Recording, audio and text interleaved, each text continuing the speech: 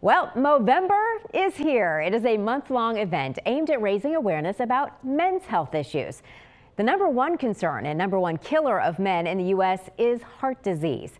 Even if you look and feel healthy, you could have a heart attack. Take it from a man who's lived to tell his story. Since he was a little boy, Kyle Hartley has been quite active, from soccer fields to the gym. So I certainly never felt like I would have any type of cardiac issues. Ironically, it was here at OrangeTheory in March of 2022 where Hartley had his first heart attack at the age of 39.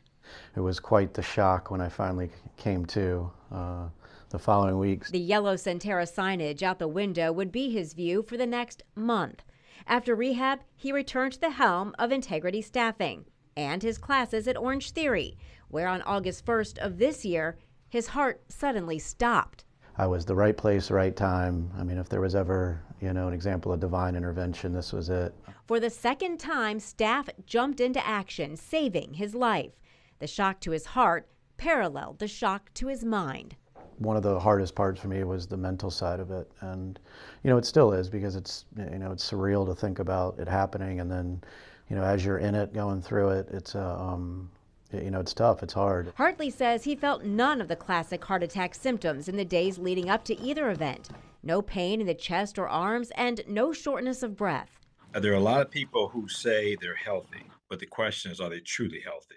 Cardiologist Dr. Keith Newby can't speak to Hartley specifically, but cautions it's what you can't see that's often the problem. Most chronic illnesses that lead to heart disease are typically asymptomatic.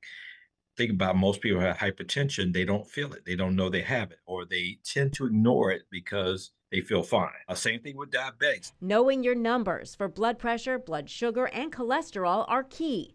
Family history is another big risk factor. And I actually knew about it and was like, yeah, once I turn 40, I'm gonna take it serious, and I'm gonna you're